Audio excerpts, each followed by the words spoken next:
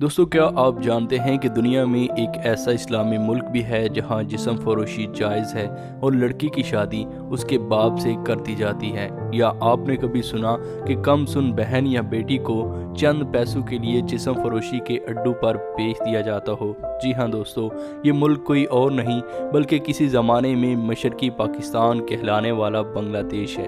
पहले हम बात करेंगे बाप की बेटी से शादी की, और फिर इसी इस्लामी मुल्क कहे जाने वाले मुल्क में 12 साल की लड़कियों को कानूनी तौर पर हवस और ज़्यादती का निशाना बनाया जाता है। दुनिया के तहजीब याफ्ता ममालिक में इंतहाई शर्मनाक समझा जाता है और इसका शायद ही कोई मज़हब मुआशरा तसव्वुर भी नहीं कर सकता। मगर बांग्लादेश में पहाड़ी इलाके मंडी में अगर कोई बेवा शादी की ख्वाहिश करे तो उसे अपने ही कबीले या ख़ानदान में शादी करना होती है।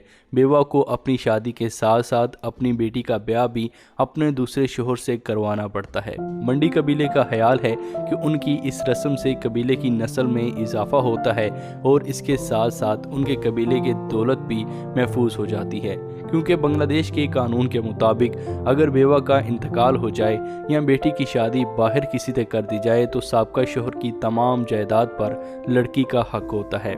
इसी कबीले की एक लड़की जिसकी उम्र 9 साल थी, उसकी शादी 35 साल के उसके सौतेले बाप से कर दी गई। इस पर एक डॉक्यूमेंट्री फिल्म भी बनाई गई। यहाँ पर ज़िला तंगील में एक ऐसा कुबहाना है जो कई सौ साल पहले बनाया गया। इस अयाशी के अड्डे को कंदापारा के नाम से जाना जाता है। इसके बारे में एक मशहूर बरतानवी अखबार द इंडिपेंडेंट ने लिखा है कि ये 200 साल पुराना अयाशी का अड्डा है और इसे 2014 में मस्मार किया गया था। तहम मकामी NGOs की मदद से इसे दोबारा तामीर करवाया गया।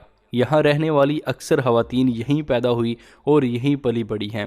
कंदापारा को जब गिराया गया था तो इन ख़वातीन ने इसके खिलाफ एहतजाज किया था, क्योंकि इनका मानना है कि ये भी एक नॉर्मल काम है और जिस तरह दूसरे लोग काम कर रहे हैं हम भी ये काम कर रहे हैं, लिहाजा वो कोई और काम नहीं करना चाहती और यही काम उनको पसंद है। इसके बाद 2015 में बांग्लादेश की नेशनल वुमेन लॉयर एसोसिएशन ने हाई कोर्ट को कायल किया कि इस कुबहाना को मस्मार करना और इन ख़वातीन को यहाँ से बेदखल करना गैर कानूनी अमल है, लिहाजा इन जिस्म फरोश ख़वातीन को दोबारा कंदापारा में मुंतकिल कर दिया गया और इन्होंने दोबारा अपना धंधा शुरू कर दिया। कंदापारा की कहानी इंतहाई अजीब और दुख भरी है।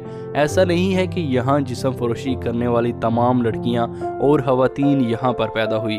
यहाँ पर ऐसी लड़कियाँ भी हैं जो या तो गरीब ख़ानदान से हैं या इंसानी स्मगलरों की दरिंदगी और बेहिसी का शिकार होकर यहाँ पहुँची।